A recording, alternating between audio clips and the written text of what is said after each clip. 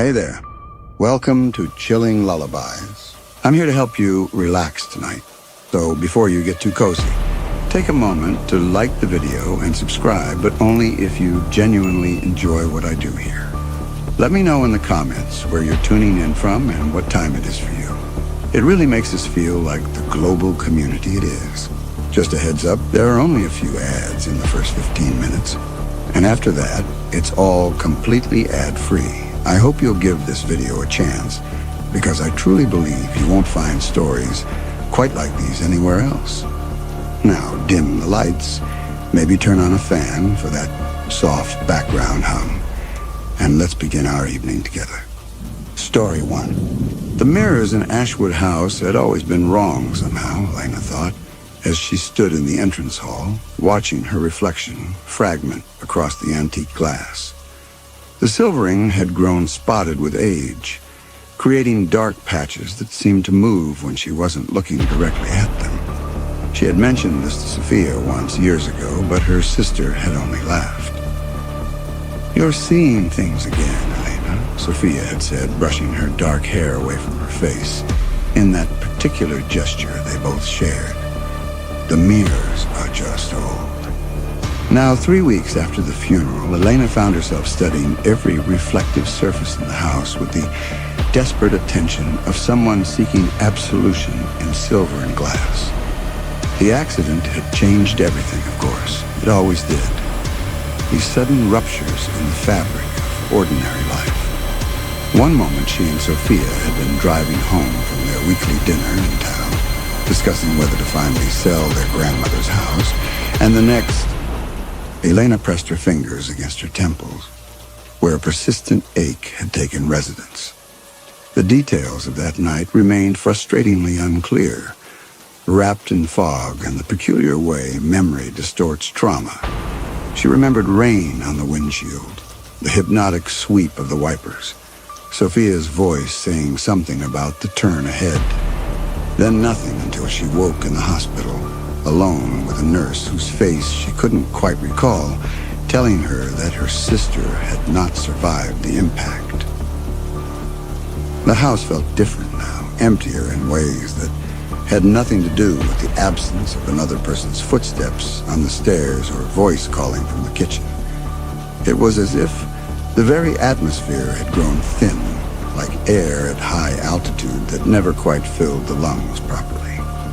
Elena moved through the rooms with the careful deliberation of someone walking through a museum after hours, afraid that too sudden a movement might disturb something better left undisturbed. On her fourth morning back from the hospital, she discovered that routine had become both anchor and enemy. The simple act of making coffee required navigating around the absence of Sophia's presence. No longer setting out 2 cups, no longer adding the extra sugar Sophia preferred, no longer listening for the sound of her sister's footsteps on the stairs. These small domestic rituals, once shared and comfortable, now highlighted the profound silence that had settled over the house like dust. Elena found herself performing tasks that had been Sophia's domain, as if by taking them on she could somehow maintain the illusion that her sister might return at any moment.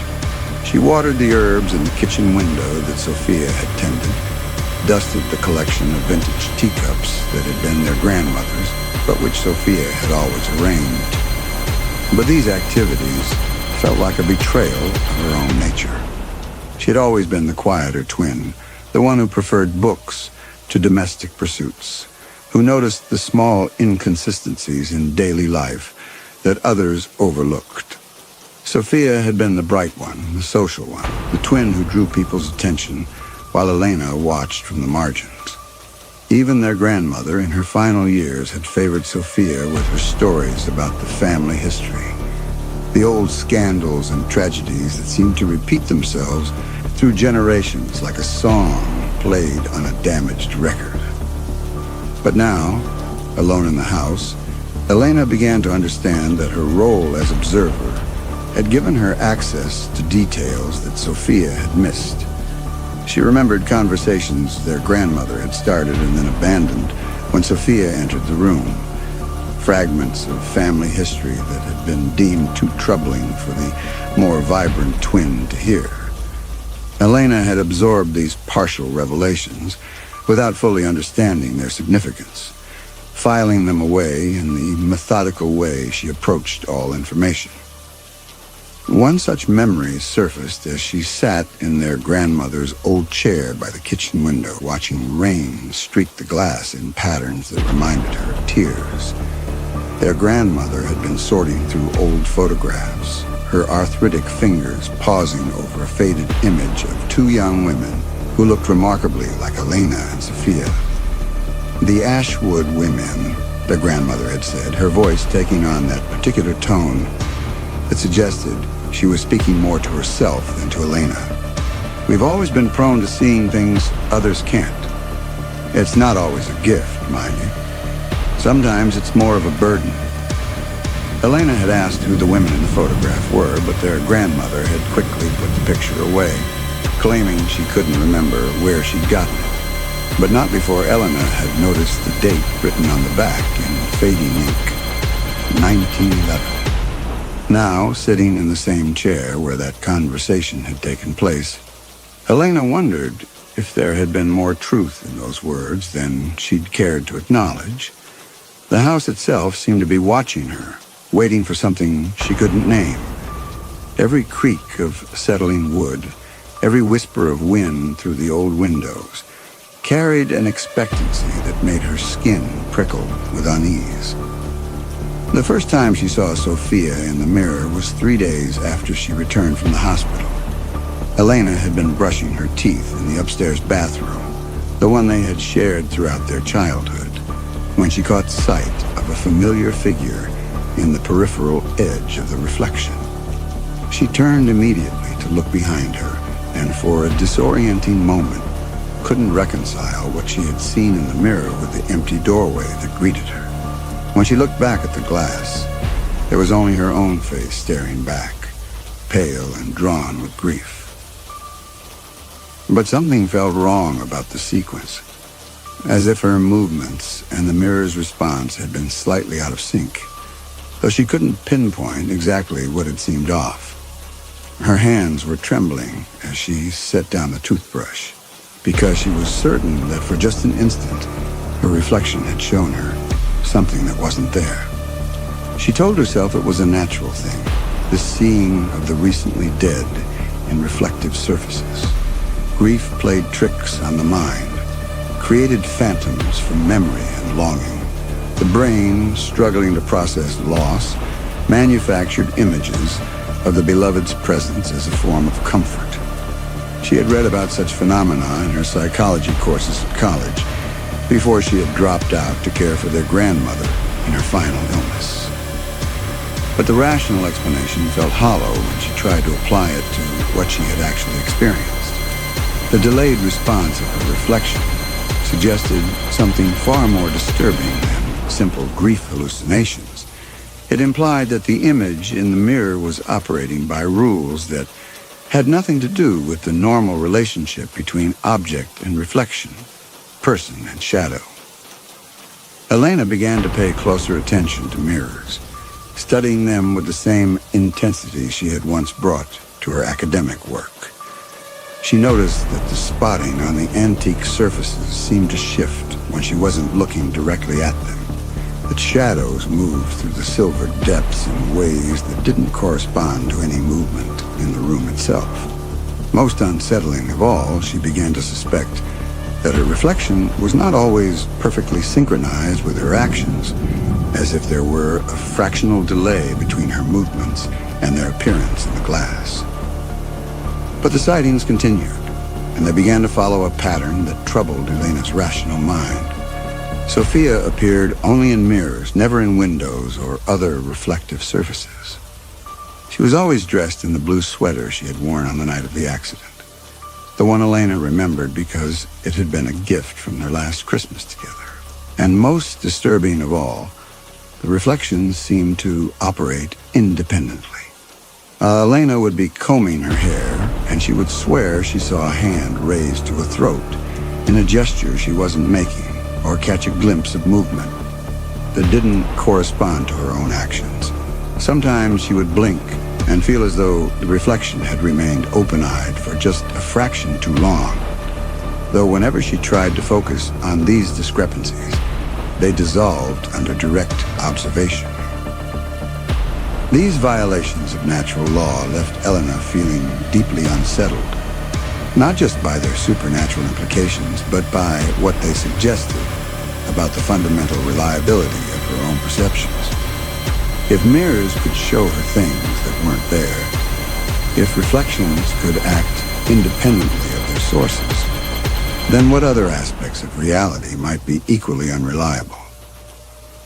She began to test the mirrors systematically, standing before them at different times of day, under different lighting conditions, trying to determine if there were specific circumstances that triggered the anomalous reflections.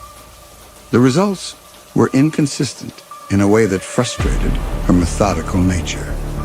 Sometimes she would see Sophia clearly, sometimes just a suggestion of movement, sometimes nothing at all except her own increasingly haggard face staring back. The unpredictability was almost worse than the apparitions themselves. Elena found herself caught between hope and dread each time she approached a mirror. Hope that she might see her sister again, dread at what such a sighting might mean about her own mental state. The liminal space between wanting to see Sophia and fearing what it meant to see her became a kind of psychological torture that followed Elena through her days. After a week of these encounters, Elena began to avoid mirrors altogether. She covered the one in her bedroom with a sheet, used the downstairs powder room only when absolutely necessary, and took to brushing her teeth while looking at the wall rather than her reflection. But the house seemed to conspire against these efforts. Mirrors lurked everywhere, in the hallways, embedded in antique wardrobes, set into the doors of china cabinets. Even when she thought she had identified them all, she would round a corner and find herself face to face with another silvered surface, unprepared for whatever it might reveal. The avoidance strategy brought its own problems.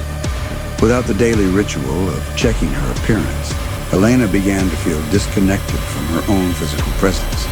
She would catch glimpses of herself in darkened windows and be startled by the woman she saw there, thinner than she remembered, with shadows under her eyes that spoke of disrupted sleep and poor nutrition.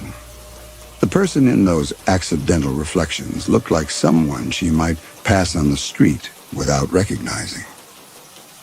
It was Mrs. Pemberton from the village who first hinted at something in the family history that their grandmother had been reluctant to discuss. Mrs. Pemberton had come to pay her respects, bringing a casserole, and the kind of determined sympathy that small communities excel at providing in times of crisis. The older woman's presence filled the kitchen with a warmth Elena hadn't realized she'd been missing. Mrs. Pemberton bustled about, heating the casserole, making tea, treating the space as if it belonged to the living rather than the grieving.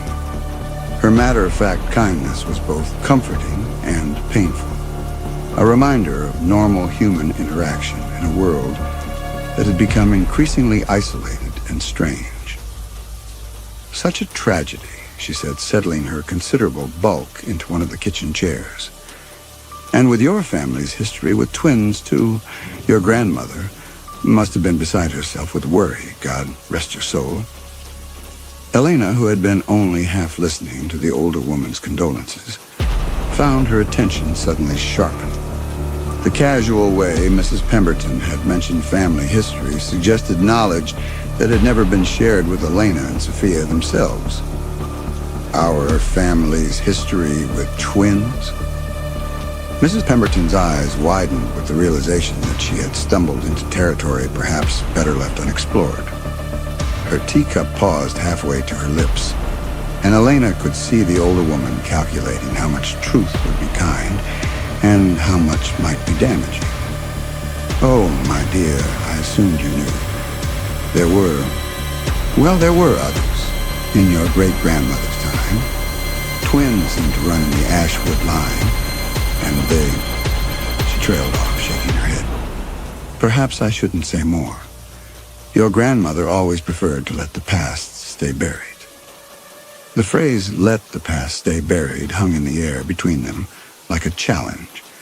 Elena felt something stir in her chest that she hadn't experienced since the accident. Curiosity, the old academic hunger for information that had once driven her research. Mrs. Pemberton's reluctance to continue only made the partial revelation more compelling. "Please," Elena said, leaning forward in her chair, "I need to understand what you mean. If there's something about our family that might help me make sense of what I'm going through." Mrs. Pemberton studied Elena's face for a long moment, clearly weighing the wisdom of disclosure against the apparent need she saw there. Finally, she sighed and set down her teacup with the decisiveness of someone who had made up her mind.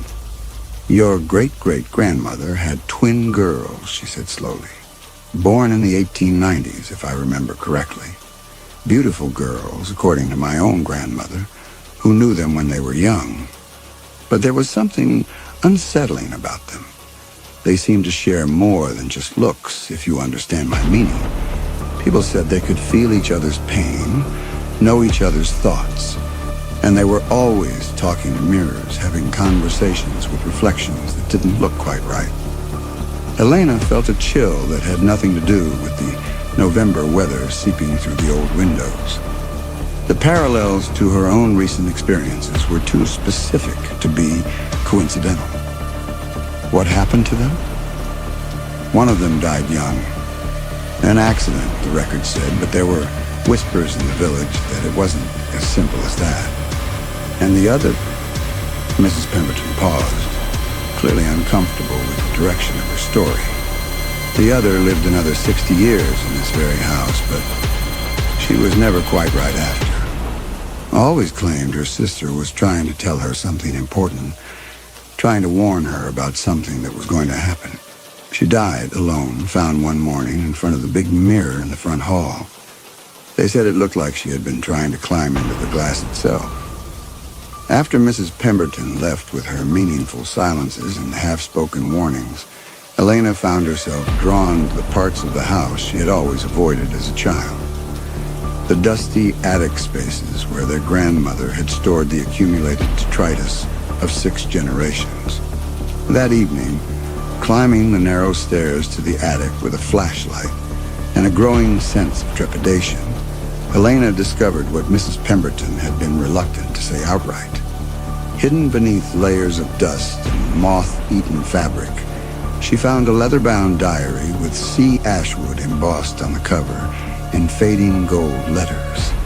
The entries, written in a careful copperplate hand, told a story that paralleled Elena's own experience in ways that seemed too specific to be coincidental. Clara and Catherine Ashwood, identical twins born in 1892. The early entries were full of the ordinary concerns of young women in a small town. Social events, family obligations, the subtle competition for the attention of eligible young men. But as Elena read deeper into the diary, the tone grew darker. Catherine had begun experiencing episodes of confusion and lost time. She would find herself in rooms with no memory of entering them. Discover that she had completed tasks, cooking the elaborate meals, rearranging furniture, writing letters, with no recollection of doing so. Most disturbing to Clara, Catherine had begun speaking of seeing things in mirrors that others couldn't see, of reflections that didn't seem to belong to her, of conversations with images in glass that carried on long after Catherine herself had left the room. The local doctor had suggested nervous exhaustion brought on by grief. Their parents had died in a typhoid outbreak the previous winter. But Clara noted with growing alarm that Catherine seemed to be losing track of her own identity. She would introduce herself by the wrong name, respond to questions about events she couldn't have participated in, claim memories that belonged to Clara rather than herself. The final entries were almost illegible, the handwriting deteriorating into barely controlled scrawls. Catherine had died not in a riding accident, as the official records claimed, but by walking deliberately into the large pond behind the house. Clara had found her there at dawn, floating face up among the water lilies. She told me the night before that she finally understood, Clara had written, in what appeared to be her final entry. She said she had been living the wrong life, that the person in the mirror had been trying to show her who she really was. She said she wasn't Catherine at all, but that she had been so confused for so long she had forgotten her true name. I don't know what she meant, but I fear I am beginning to understand. Sometimes, when I look in the mirror, I see Catherine looking back at me, and I wonder which of us is real. Elena closed the diary with hands that shook so violently, she nearly dropped the flashlight. The parallels to her own situation were too precise to be coincidental. The mirrors, the apparitions, the growing certainty that something fundamental about reality was not as it appeared. She was living the same pattern that had destroyed her ancestors a century before. That night, Elena dreamed of mirrors and silver light, voices calling from places that couldn't exist. She woke with the taste of rain in her mouth and the sound of her sister's laughter echoing in her ears. For a moment, in the space between sleep and waking, she could swear she felt Sophia's presence in the room, as real and warm as it had been in life. But the room was empty and Elena was alone. She began to research the accident more thoroughly, requesting copies of the police report through the proper channels. When the documents arrived by mail 3 days later, Elena spread them across the kitchen table with the methodical care of someone examining archaeological evidence. The details, laid out in the dispassionate language of official reports, were both more and less illuminating than she had hoped. The car had left the road on a curve, impacting a large oak tree that had stood at that spot for over a century. Both twins had been found unconscious at the scene, but one twin did not survive the transport to the hospital. The cause of the accident was listed as driver error, with a notation about poor weather conditions. What troubled Elena was a detail buried in the emergency responders report, the description of the twins' positions in the vehicle. According to the first paramedic on scene, Elena had been found in the passenger seat, and Sophia in the driver's position. But Elena's memory insisted that she had been driving that night. She remembered clearly the feel of the steering wheel in her hands, the decision to take the back road despite the rain, the moment when she realized they were going too fast for the upcoming curve.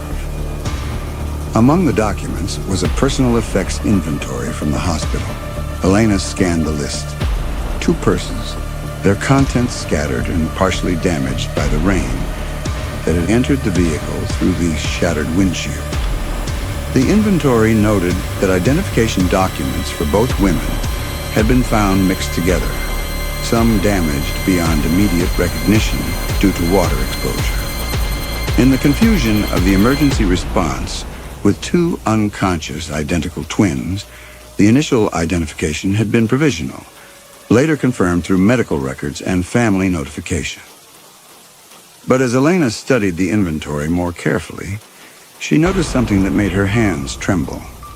The personal effects attributed to Elena Ashwood, passenger, included a credit card receipt for the restaurant they had visited that evening, a receipt that showed a tip amount Elena was certain only Sophia would have left, far more generous than Elena's own careful calculations. She also found, tucked into a manila envelope labeled additional documentation, the copies of medical records that had been requested to confirm the twins' identities during their hospital stays. Elena's own discharge papers were there, along with what appeared to be copies of records for the deceased twin, stamped requested by family and dated several weeks after the accident. Elena stared at these papers with growing confusion. When had she requested copies of Sophia's medical records? She had no memory of making such a request. No memory of receiving these documents. But there, in handwriting she recognized as her own, was a signature on the request form, dated 3 weeks ago. That evening, she made herself a simple dinner and ate it in the kitchen, trying to focus on normal activities, ordinary concerns.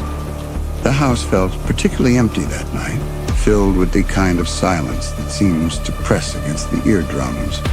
She washed her dishes carefully, methodically, then dried them and put them away in their designated places.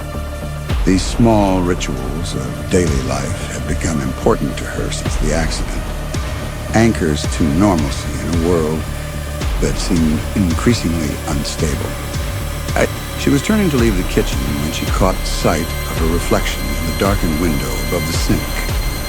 For a moment, she saw only herself, a woman of 32 who looked older than her years, dark hair that needed cutting, eyes that seemed to have acquired permanent shadows beneath them. Then slowly, another figure materialized beside her in the glass. Sophia stood in the reflection as clearly as if she were physically present in the room. She was wearing the blue sweater from the night of the accident, but there was something wrong with it, something dark spreading across the fabric that Elena didn't want to examine too closely. Sophia's mouth was moving, forming words with desperate urgency, and this time Elena could almost make out what she was trying to say. Elena. The reflection seemed to whisper, though no sound reached her ears. Elena, you have to remember. Elena spun around, expecting to find nothing but empty air behind her, and her expectation was confirmed. The kitchen was empty, lit only by the overhead fixture she had turned on earlier. But when she turned back to the window, Sophia was still there in the reflection, her expression growing more agitated. Remember what? Elena asked aloud, feeling foolish for speaking to a reflection that couldn't possibly be real. But Sophia's image was already fading, dissolving back into the darkness beyond the glass, leaving Elena alone with her racing heartbeat and the growing certainty that she was losing her mind. Sleep became elusive after that night. Elena would lie in bed, staring at the ceiling, aware of every creak and settling sound the old house made around her. Sometimes she heard footsteps in the hallway outside her room, the particular rhythm of Sophia's gait that she would have recognized anywhere. When she worked up the courage to investigate, she never found anything, but she began to notice that certain objects in the house seemed to move from where she remembered placing them. A book would appear on a table where she was certain she hadn't left it. A cup would be sitting on the kitchen counter, clean and dry, though she had no memory of washing it. Most unsettling of all, she would sometimes find items of Sophia's clothing laid out on the bed in the spare room, as if someone were preparing to get dressed. Elena tried to rationalize these occurrences. Grief, she told herself, could manifest in many ways. Perhaps she was moving these objects herself in some dissociative state brought on by trauma. Perhaps her sleep was more fitful than she realized, and she was sleepwalking through these small domestic arrangements as a way of keeping Sophia's presence alive in the house. But the mirrors told a different story. Sophia appeared in them with increasing frequency, always trying to communicate something that Elena couldn't quite understand. Sometimes she seemed angry, her reflection gesturing urgently towards some part of the room Elena couldn't identify. Other times she appeared sad, her image weeping tears that left no moisture on the actual surface of the glass. And occasionally, most disturbing of all, she seemed to be pointing at Elena herself, her expression a mixture of pity and something that looked almost like accusation.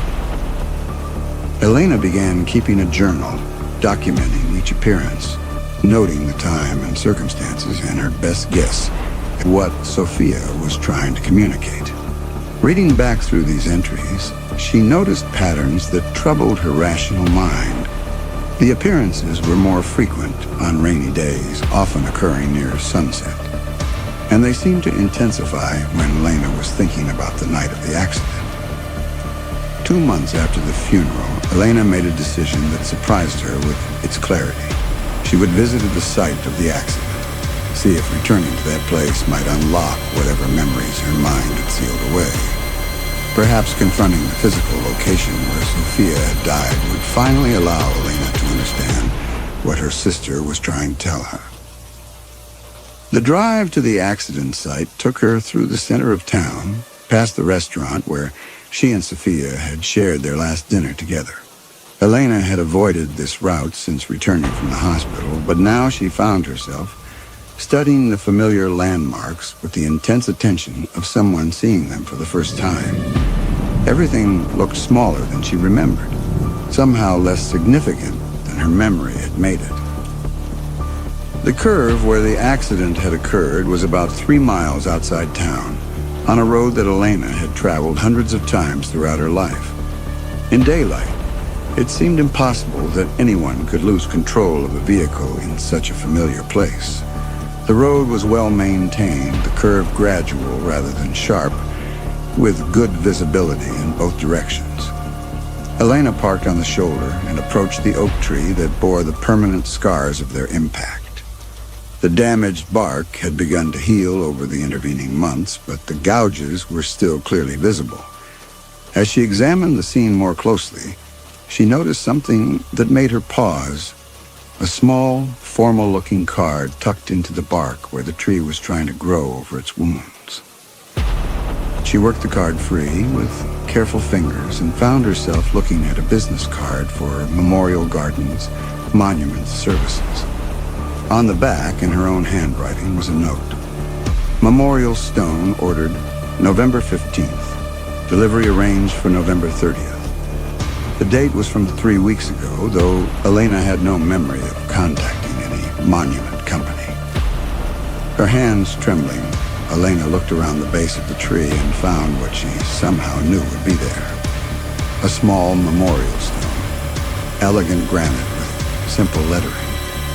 But instead of Elena's name, as she had feared she might find, the stone bore Sophia's name and dates, along with the words, "Beloved sister, never forgotten."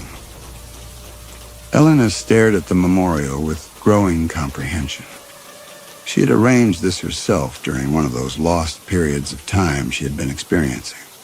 Some part of her consciousness had recognized the need to memorialize Sophia properly, had taken the necessary steps even when her conscious mind couldn't face the reality of her sister's death. But if she had been functional enough to arrange a memorial, to write checks and coordinate delivery, what else might she have done during these fugue states? What other actions had she taken that her conscious mind couldn't remember? Elena sat on the grass beside the memorial stone and tried to piece together the gaps in her memory. The medical records she had requested but couldn't remember ordering. The meals that appeared in her kitchen as if prepared by invisible hands. The belongings of Sophia's that kept appearing in carefully arranged displays throughout the house. What if she wasn't experiencing supernatural visitations at all? What if her traumatized mind had simply fractured, creating a separate consciousness that could function when her primary awareness couldn't cope with the reality of loss? She was considering this possibility when something in her peripheral vision caught her attention. Elena turned and saw her own reflection in the side mirror of her parked car, but something was wrong with the image. The woman in the mirror looked agitated, distressed, and she was mouthing words with urgent intensity. Elena moved closer to the car and found herself face to face with her own reflection. But the person in the mirror seemed to be trying to tell her something. The lips were moving, forming words Elena couldn't hear, and the expression was one of desperate frustration. For the first time, Elena considered a possibility that terrified her more than any supernatural explanation. What if the figure she had been seeing in the mirrors wasn't Sophia at all? What if it was Elena herself? some part of her consciousness that had been trying to break through the elaborate delusion her traumatized mind had constructed. What if she wasn't Elena at all? Elena drove home with this terrible possibility lodged in her chest like a physical weight. The afternoon was clouding over, promising more rain, and she wanted to reach the relative safety of Ashwood House before darkness fell. But as she turned into the long driveway that led to the house, she noticed that someone had been there in her absence. The front door, which she was certain she had locked before leaving, stood slightly ajar. Light spilled from the windows, though she had no memory of leaving any lamps on. Most disturbing of all, she could hear music drifting from inside the house. The same song that had been playing on the radio during their final drive together.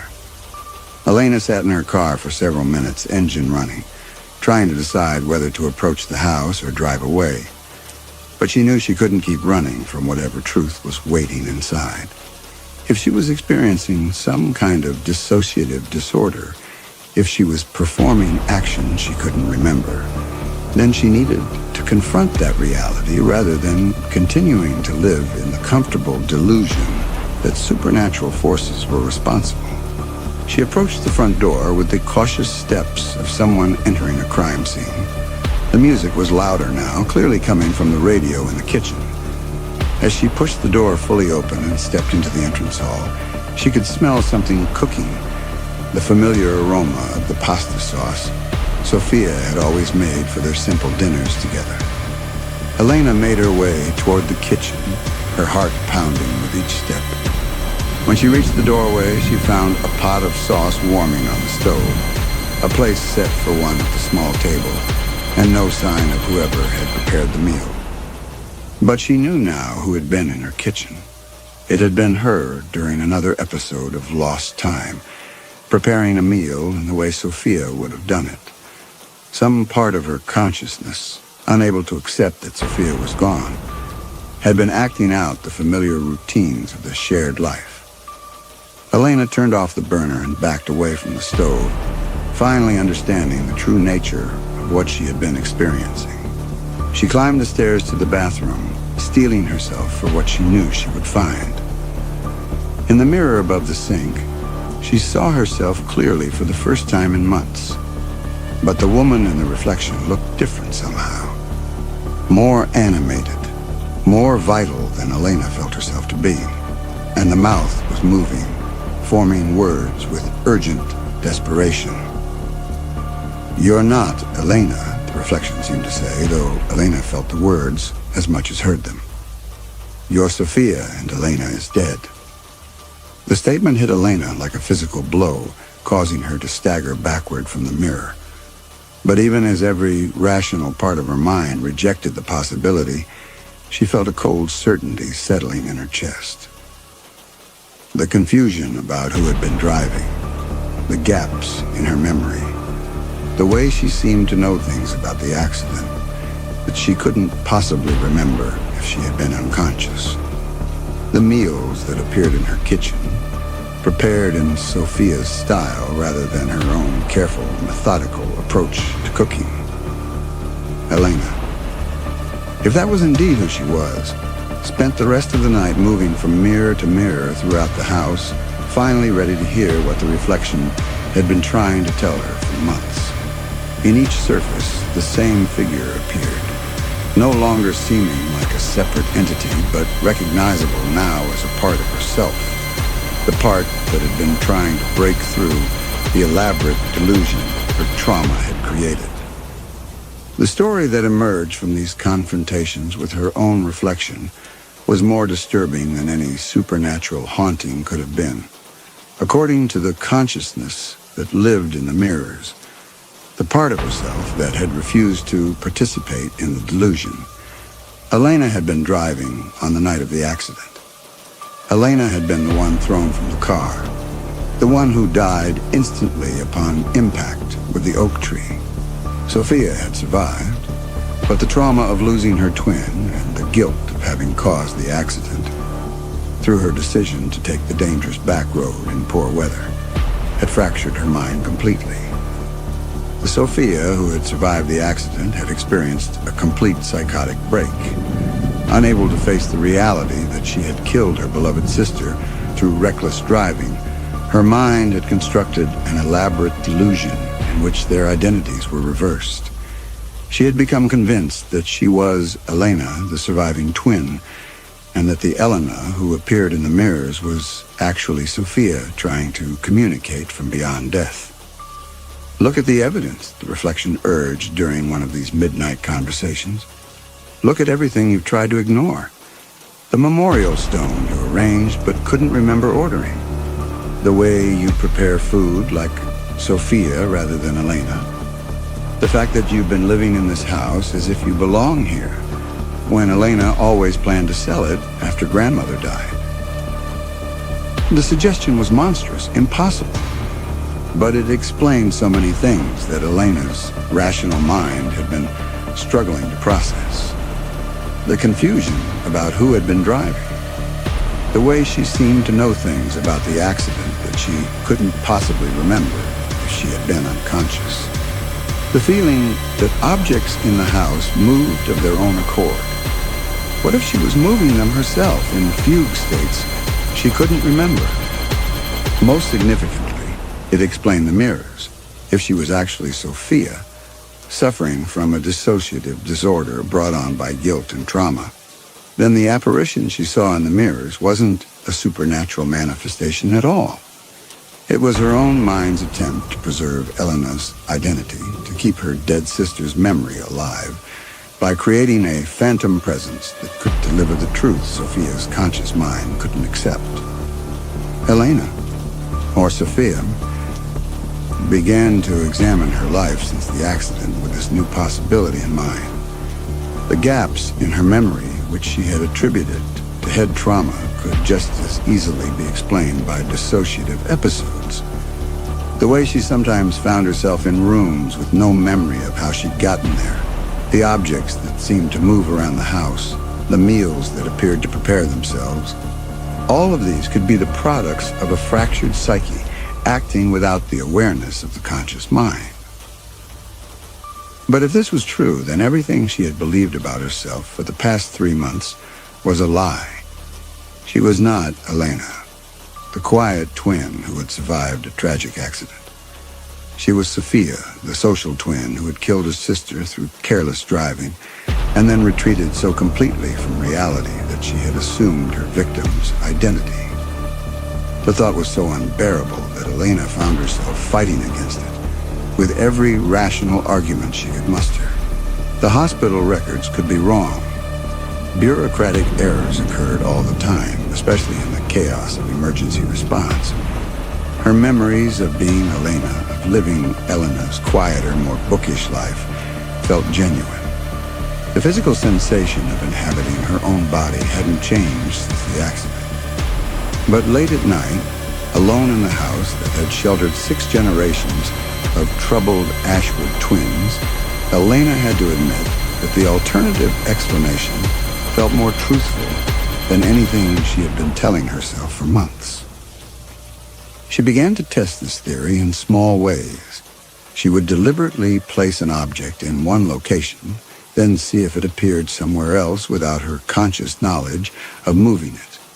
She started keeping a more detailed journal, not just of the mirror apparitions, but of her entire daily routine, looking for gaps and inconsistencies that might indicate episodes of dissociative behavior. The results were disturbing. There were hours she couldn't account for, periods when she seemed to lose track of time completely. Items did move around the house, always to places where Elena would have preferred them, but Sophia might not. And most tellingly, she discovered evidence of activities she couldn't remember. A grocery list written in her handwriting but containing items she didn't recall needing. The Monument Company's business card she had found at the accident site. Library books checked out in her name but with due dates that suggested she had borrowed them during one of her unaccounted-for time periods. 3 weeks after the revelation at the accident site, Elena made an appointment with Dr. Bennett, a psychiatrist in the neighboring town who specialized in trauma-related disorders. This time, she was determined to be honest about the full scope of what she was experiencing. The mirrors, the lost time, the growing certainty that her memories of her own identity might be completely false. Dr. Bennett listened to Elena's account with the patient attention of someone who had spent decades working with trauma survivors. She took careful notes, asked clarifying questions, and never once suggested that Elena's experiences were beyond the realm of psychological possibility. Dissociative identity disorder can manifest in many different ways, Dr. Bennett explained after Elena had finished her account. In severe cases, particularly those involving survivor guilt and the loss of a twin, the mind can create elaborate alternate identities as a form of psychological protection. What you're describing, the memory gaps, the sense of living someone else's life, the feeling that your reflection is trying to communicate with you, these are not uncommon symptoms of severe dissociative episodes. She recommended a careful course of treatment that would help Elena integrate whatever fractured aspects of her identity had been created by the trauma. She prescribed medication that might help stabilize the dissociative episodes and suggested that Elena might benefit from inpatient observation during the initial stages of treatment, where her responses to therapy could be carefully monitored. But Elena knew she couldn't leave Ashwood House, not yet. The mirrors there were the only place where she could access whatever truth lay buried beneath the confusion of her traumatized psyche. If she was indeed Sophia, living in a delusion constructed to avoid the unbearable reality of having killed her twin, then the apparitions in the mirrors were her only connection to her authentic self. She filled the prescription Dr. Bennett had written, but found herself reluctant to take the medication.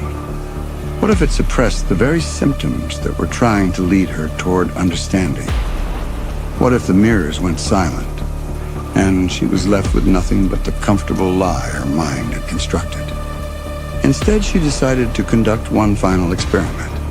She would return to the scene of the accident, but this time she would bring a camera. If she was experiencing dissociative episodes, if she was unconsciously performing actions she couldn't remember, perhaps photographic evidence might reveal behaviors that her conscious mind was suppressing.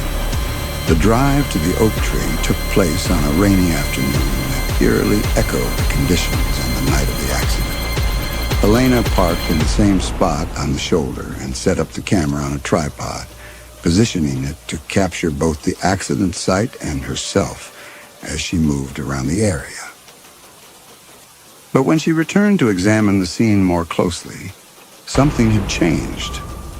The memorial stone she had discovered on her previous visit, the one she had apparently arranged herself during a dissociative episode, had been supplemented by a small bouquet of fresh flowers, white lilies, Elena's favorite, though she had no memory of bringing them.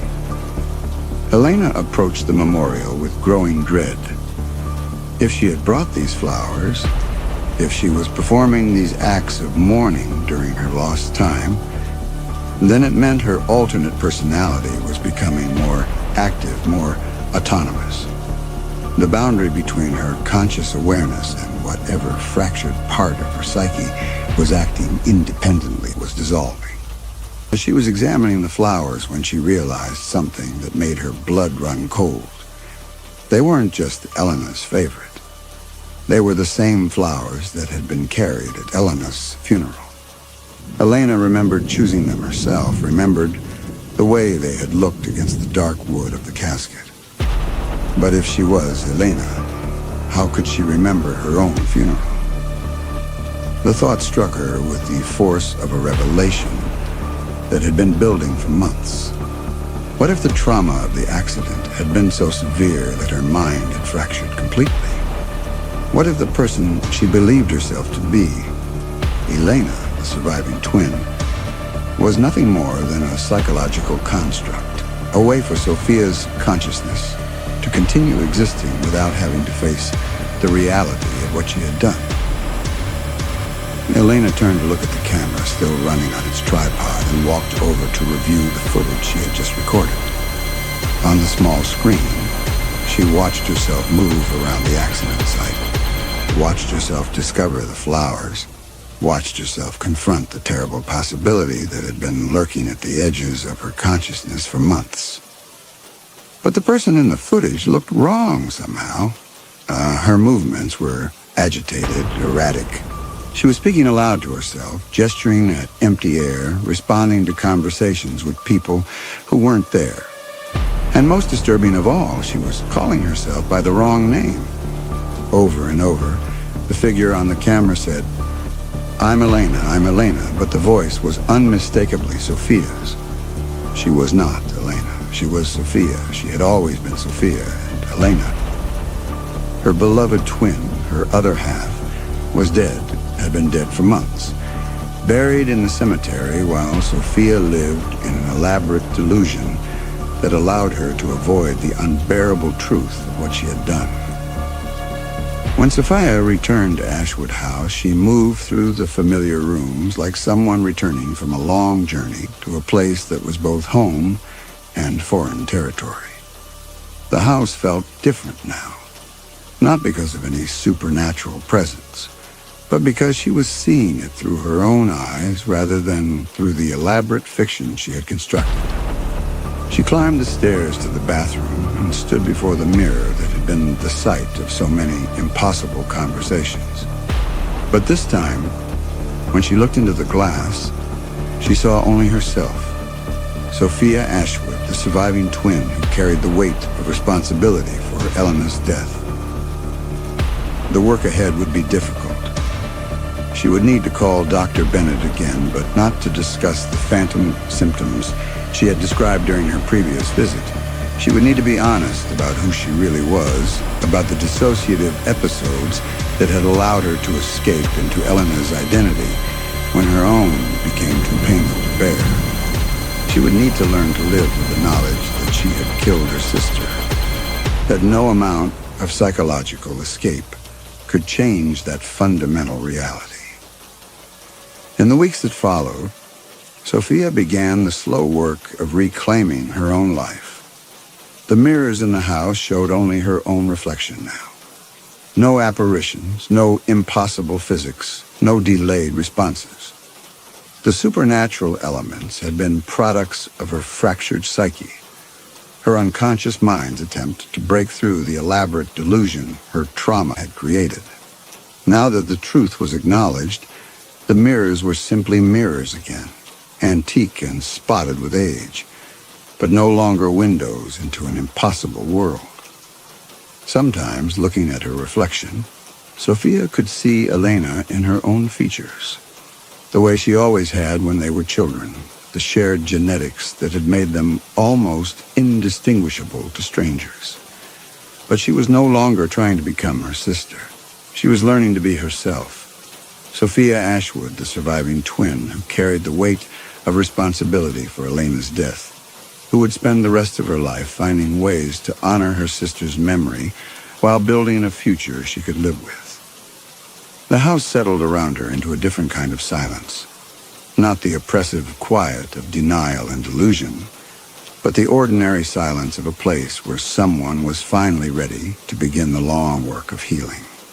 In the entrance hall, the antique mirror reflected only what was really there. A woman learning to live with an unbearable truth, taking the first tentative steps toward a life she would have to build from the wreckage of a single terrible night.